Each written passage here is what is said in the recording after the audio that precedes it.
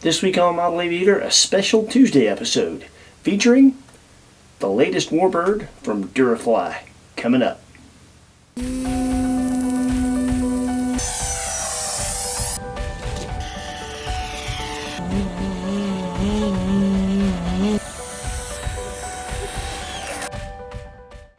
What's up, everybody? You're watching Model Aviator. My name's Adam, and this week we've got a special episode for you that falls on a Tuesday so that it coincides with the announcement and release of this beauty. This is the latest warbird offering from Hobby King's Durafly line, the Gloster Gladiator. When I heard about Durafly's Gladiator coming out, I was really excited because the Gladiator belongs to a genre and era of fighter plane that are rarely if ever modeled, especially not in EPO, and that is the very best examples of biplane fighters to ever be produced. And the Gladiator was aptly named. It could hold its own against its contemporaries in the arena of a dogfight. Gladiators were powered by a Bristol Mercury 9-cylinder radial that produced 830 horsepower and propelled the Gladiator to a top speed of 253 miles an hour. Gladiator pilots enjoyed one of the few enclosed cockpits of the era, and being armed to the teeth, they had no less than 4 machine guns on board, 2 synced Vickers guns in the fuselage, and 2 Lewis guns hanging underneath the wings. Although due to reliability issues, oftentimes some or all of those were replaced with 303 Browning machine guns. Over several campaigns in early World War II, several Gladiator pilots became aces, the most notable of which was a South African-born RAF pilot by the name of Marmaduke Pat Paddle. He was the squadron leader for No. 80 Squadron based out of Egypt. He served in the North African and Greek campaigns, and over the course of his time there had 15 kills, which made him a triple ace in a Gladiator, quite a few of which were over CR-42s, the combat biplane made by Fiat for the Italians at the time. Currently, there are only 2 Gladiators left in flyable condition, and they're both in the UK. One is this Mark II, owned by the Fighter Collection out of Duxford. The other, Gloster Gladiator L8032, is a Mark I Gloster Gladiator owned by the Shuttleworth Trust. Built in 1937, it currently flies under the civil registration G-AMRK. In 2007, it was painted in pre-World War II markings, representing Gladiator K7985 of 73 Squadron of the RAF. And that is the airplane that Durafly's Gladiator is modeled after. So let's take a look and see just how well Durafly did. The Durafly Gladiator has a wingspan of 1100 millimeters or 43.3 inches, a length of 938 millimeters or 36.9 inches. The ready-to-fly weight of ours, with an HRB 4S 2230C pack, came out to be 3 pounds, 8.2 ounces on our scales.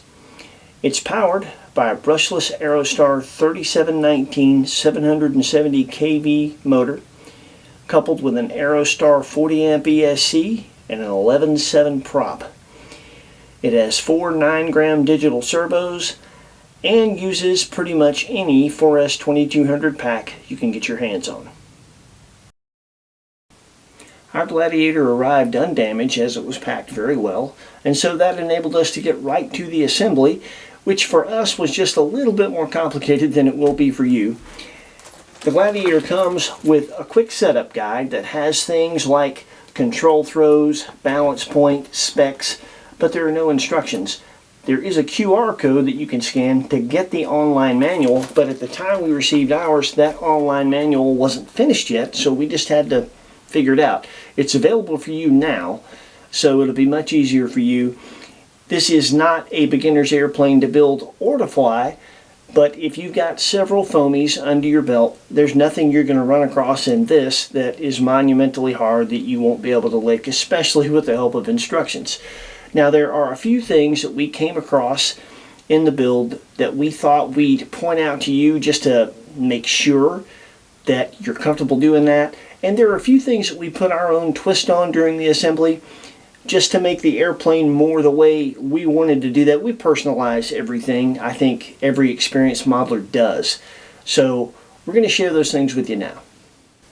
when you first pull your hatch off your Gladiator, and you'll notice you can just grab the hatch here and easily pull it off, but here in Georgia it gets really hot and humid. My hands get sweaty and they could slip right there, so we just put a little piece of pull tape. That's the first tiny little change we made. No big deal, but a pretty good idea nonetheless.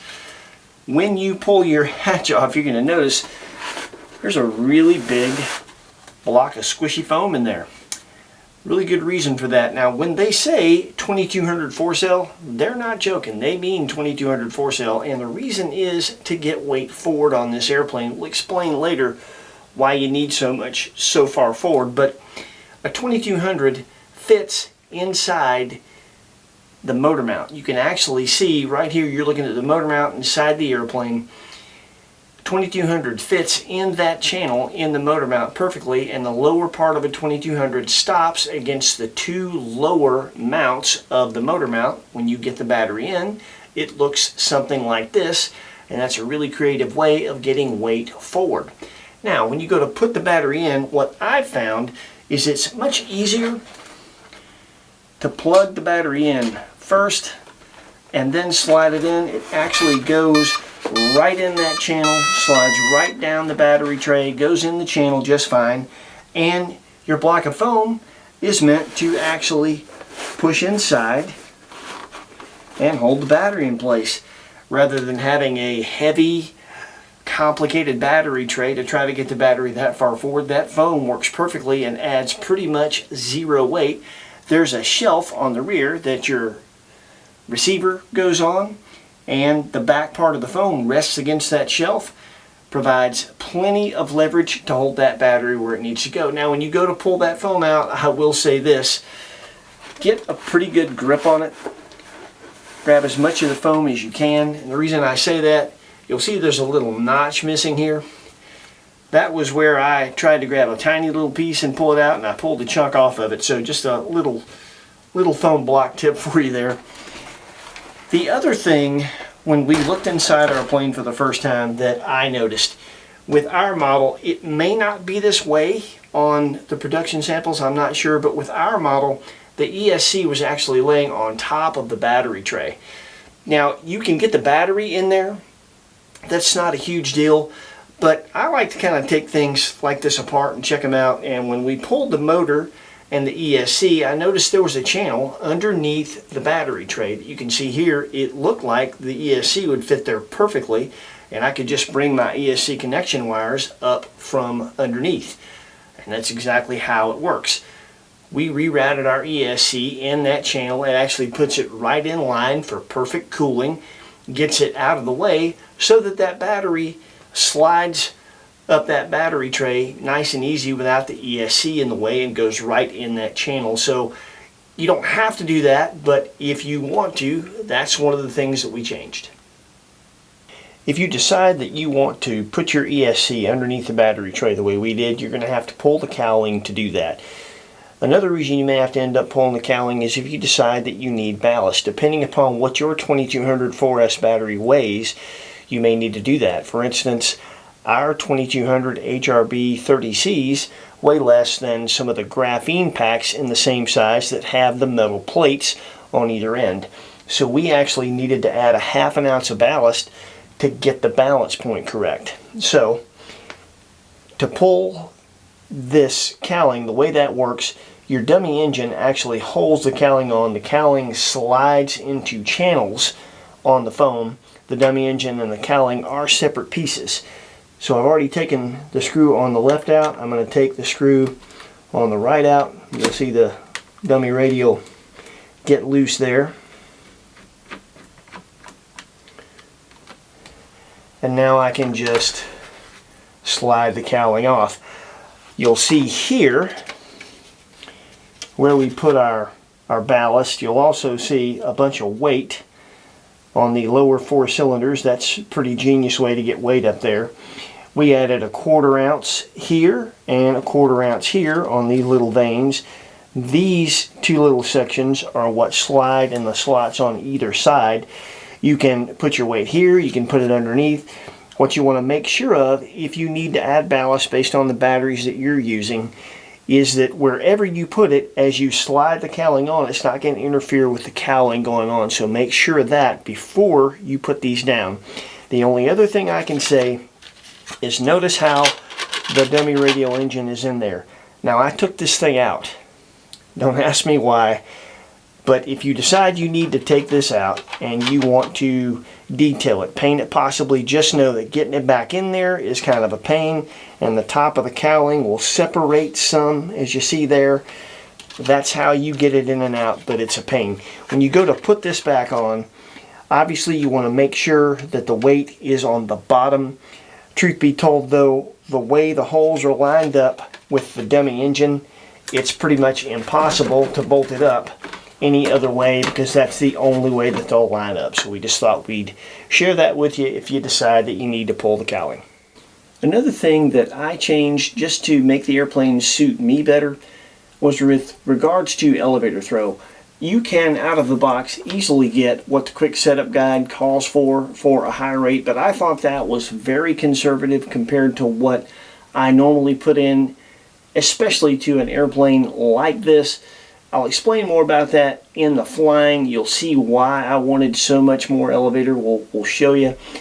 But to get more elevator throw, what was happening is the elevator, right at the essentially the root of the elevator, was running into the fuselage. So we simply relieved that area a bit so that we can get more elevator throw. This is what we started with, and after we relieved that area, this is what we got. I like that a whole lot better. That makes the airplane perform in certain circumstances the way that I wanted it to. So again, you don't have to do that, but we did, and after you see us fly it, you might decide that you want to do it.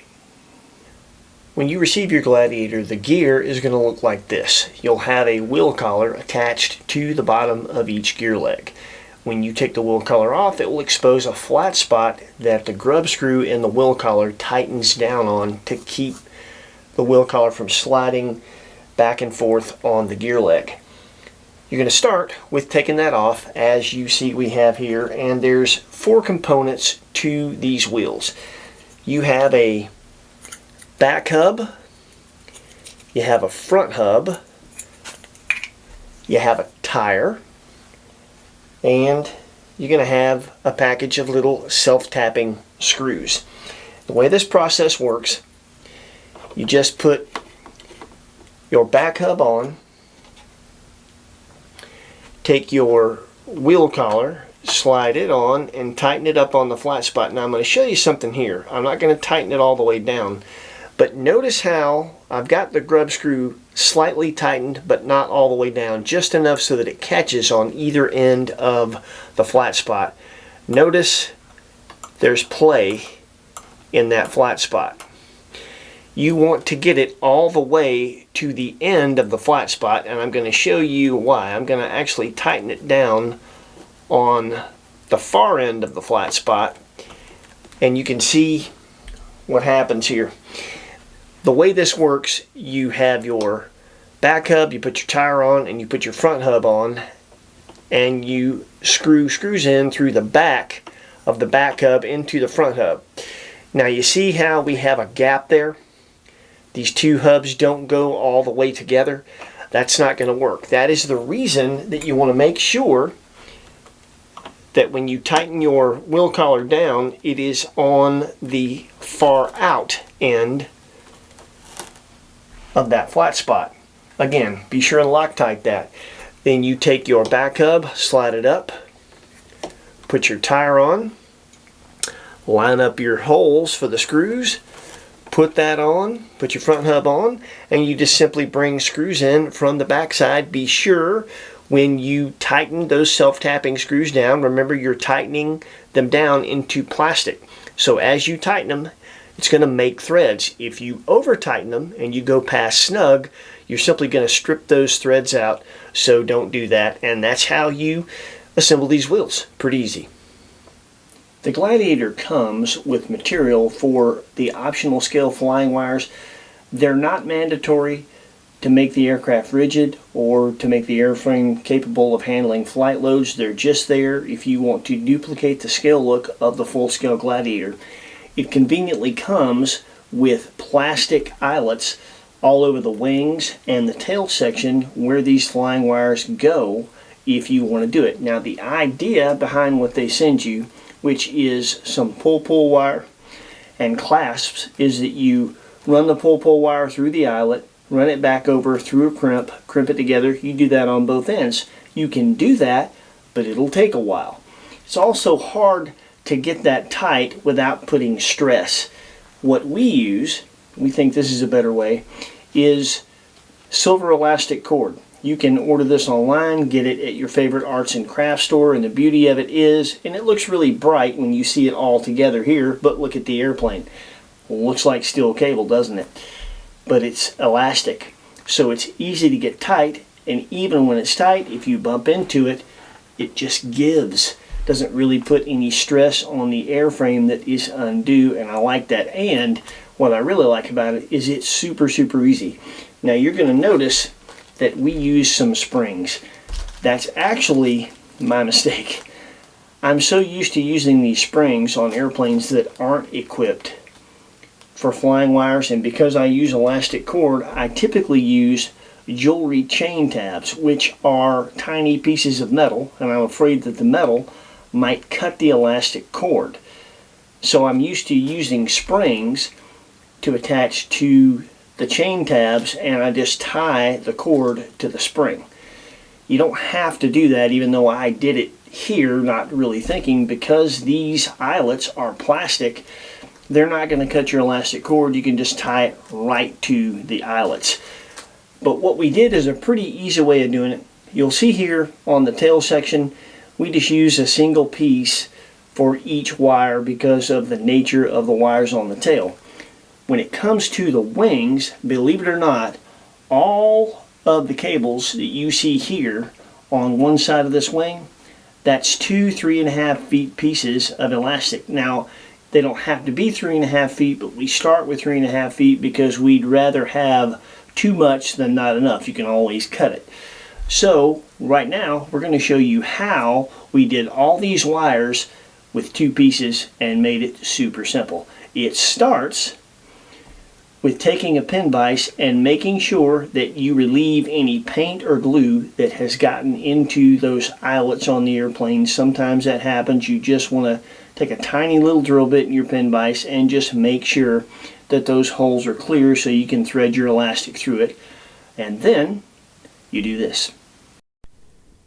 We start at the forward eyelet closest to the fuselage, go up to the top of the front cabane, down to the bottom of the front strut, cross it to the top of the rear strut, and bring it back down to the rear hole farthest from the fuselage. The next one will start at the rear hole closest to the fuselage, go up to the top of the rear cabane, down to the bottom of the rear strut, cross it to the top of the front strut, and bring it back down to the front hole farthest from the fuselage. And that's it. So now it's time to get to the flying, and I told you earlier that we'd get to why I wanted so much up elevator deflection, and the configuration of this airplane. This type of airplane is exactly why. Now, what type of airplane is this? It's an airplane that has a very forward center of mass due to the very short nose and the very long tail moment. It also has a very high center of gravity relative to its stance on the ground. And what that equates to is, in tall or thick grass, this is an airplane that you can nose over pretty easy if you don't know the proper technique not to. And a lot of up elevator definitely helps in taxiing, takeoff, and landing to do this successfully. Now, the Gladiator is a great flying airplane. You're going to see in the flight footage how good it flies. We're going to sum that up after the flight footage. During the flight footage, watch it all, because there's going to be a short tutorial where we explain in pretty doggone thick grass at a sod farm with this airplane what we're doing to take it off and land it without nosing it over, and it's really good information for you to have. And the key is the fact that we have enough elevator to do what we're going to teach you. So check this out, and we'll see you back here to sum it up after the flight footage.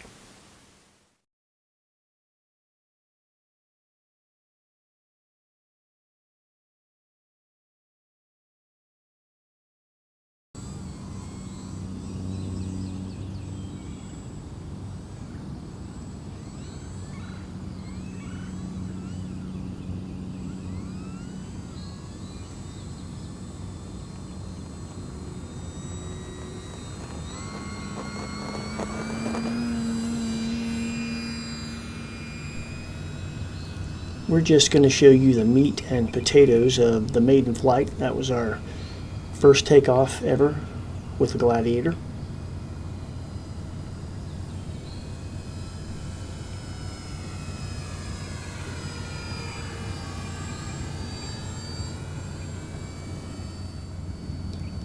And now this is going to be our stall test. Interesting, even with the great amount of up elevator that we have, could not get this airplane to drop a wing. It just sets a rate of descent and falls straight down. We repeated that 3 times, got the same result.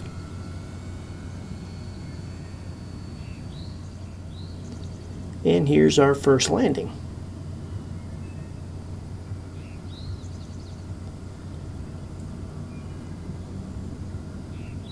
After the maiden flight, I took some of the down elevator out, a little bit of the up elevator out,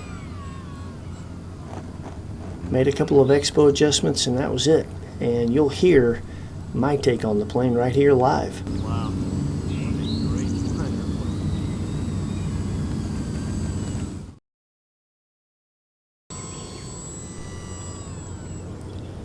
This is the second flight with the Gladiator, and we're going to show you this whole flight. I wanted to see how it handled a smooth surface, and bear in mind this geotextile is pretty slippery.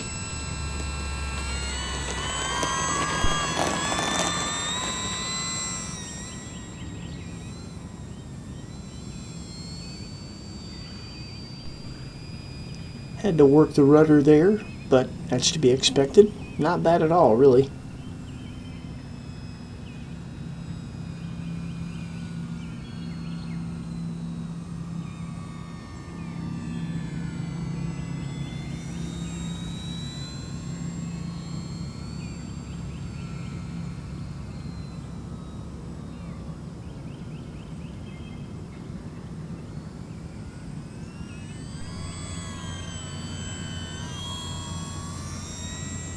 The mission on this flight was pretty much to just sport fly the Gladiator and feel things out here.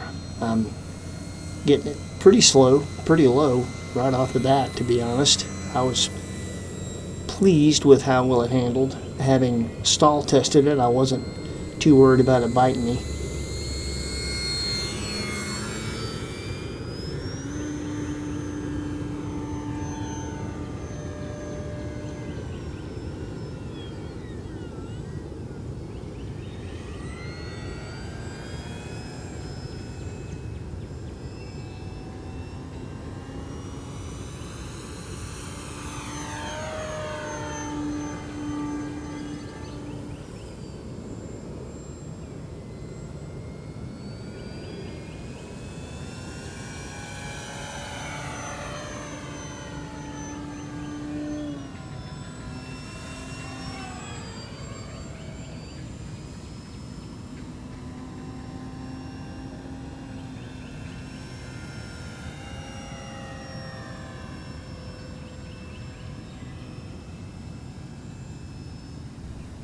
The Gladiator is no 3D plane, but for sport aerobatics and folks that like to do that kind of thing with airplanes like this, it has more than scale of everything. for all that. More power, more pitch rate, more roll rate. I felt pretty comfortable doing whatever kind of sport aerobatics I could think of at the time, and this is only my second flight with it. It says a lot about how good this airplane flies.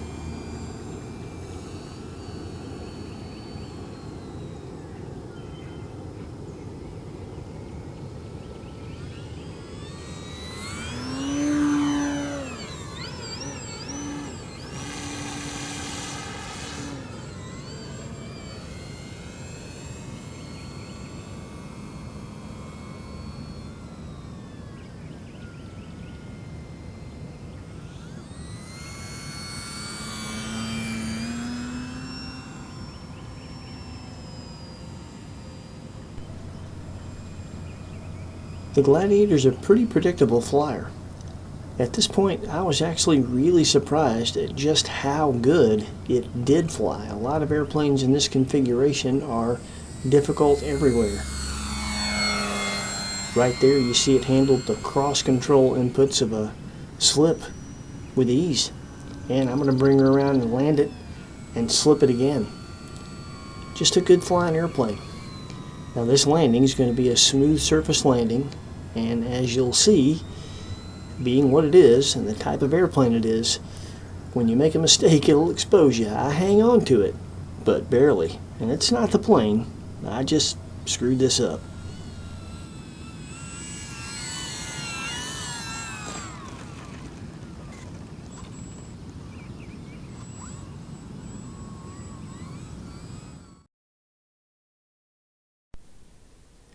These techniques will work with any tail dragger model anywhere, but are specifically geared towards this plane in very thick grass. To start this taxi, you're going to hear me jockeying the throttle to rock it back and forth and get it moving.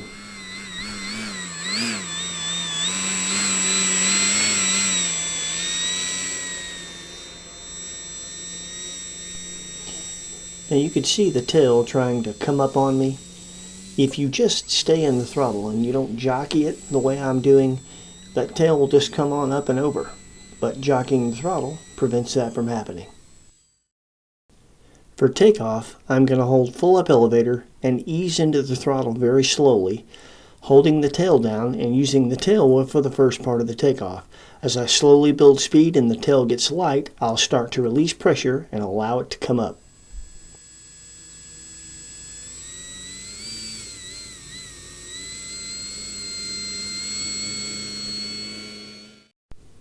Here you'll see that I'm starting to release the pressure on the elevator and allow the tail to come up, and because I have more airflow, my rudder corrections are less.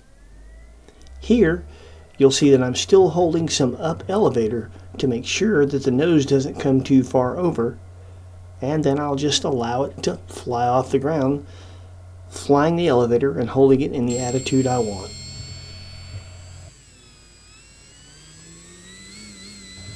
Here you'll see a different takeoff, and we're going to put a little bit of it in slow motion so you can see the elevator sequence. As I start to allow the tail to come up, I allow it a little bit too much. The nose starts to come over on me, and right there I engage full up elevator, and because I've got enough deflection, I can easily keep the plane from going over and take it off safely. Here we're coming in for a landing, and what I'm going to do here, and you'll see this in slow motion, is when the airplane gets in ground effect, I'm just going to keep flaring, watch the elevator. I'll get all the way to full deflection upon touchdown. Not quite a 3-point, but very close and nowhere near nosing over, even in this thick grass. And finally, one more, and this is just another reason that a decent amount of elevator deflection with a plane like this pays off. You'll see I don't get anywhere near the 3-point position. That's almost a wheel landing, and even in this thick grass, I've got enough elevator to still keep the tail down.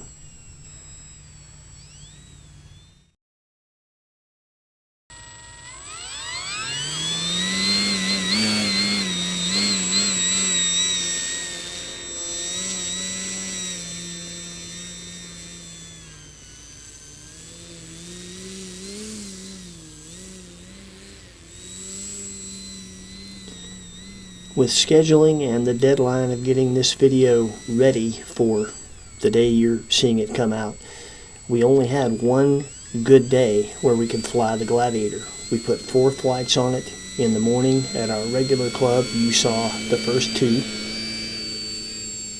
And then we got 4 flights that same afternoon at the sod farm, and you're watching the last one.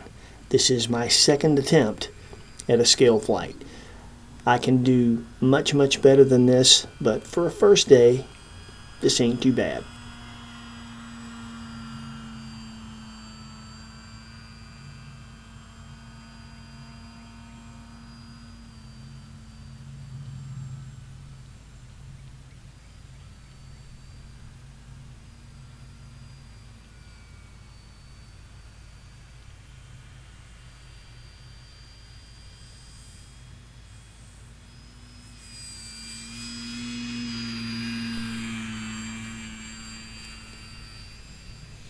The inspiration for what I would consider scale or realistic with a Gladiator comes from watching film footage of the only 2 remaining Gladiators fly. The passes and the steep turns you're seeing me do here are inspired by the one at the Shuttleworth collection, as that's pretty much all they do with it. And the aerobatics you'll see are inspired by the one stationed out at Duxford that they actually do aerobatics with.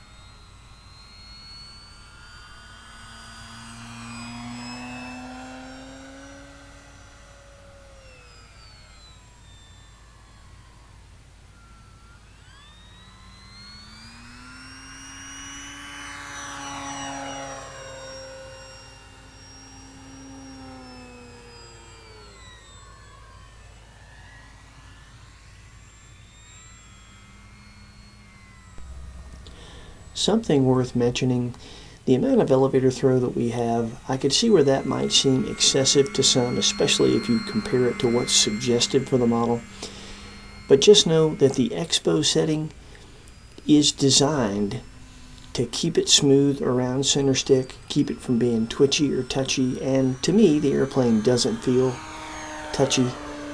I just like having all that elevator. If I need it, I can always go to full deflection, but if I want to fly smooth, as you can see here, I'm having no trouble, and I don't think this is beyond your basic intermediate pilot to fly this airplane smooth. It doesn't feel twitchy to me, but if a dual rate would make you feel better, you could always do that, but that's not what I've done. My philosophy has always been, why flip a switch and change the way the airplane's been flying for you for the last 5 minutes at the most critical time when you're about to land it? I want it to handle the same for me all the time.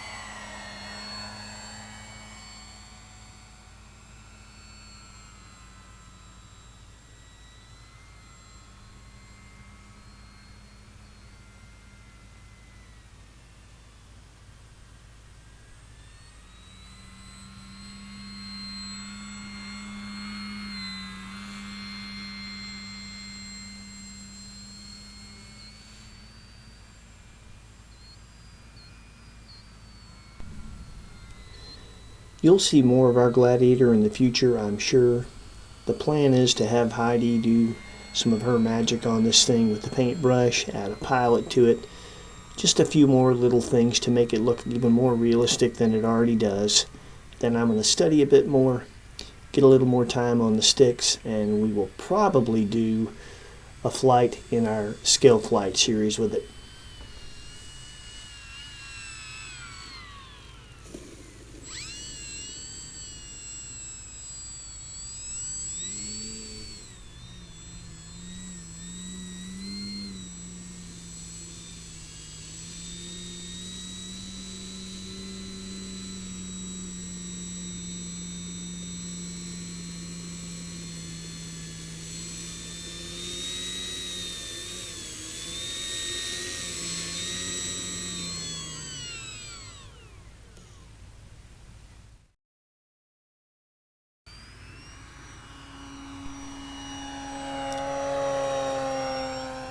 Here's a knife edge circle for you.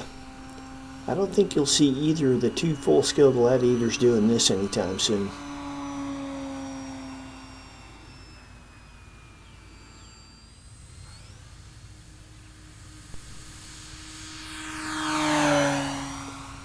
At wide open throttle, the Gladiator will get on out of its own way.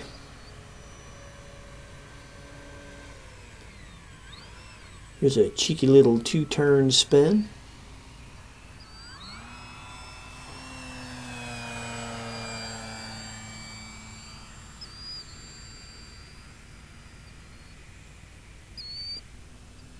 Have I mentioned the Gladiator knife edges really well?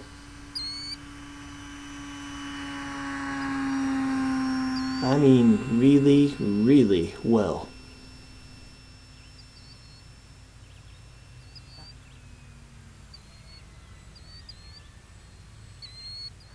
And there you have it, the latest offering from the Durafly line of warbirds from Hobby King, the Gloster Gladiator.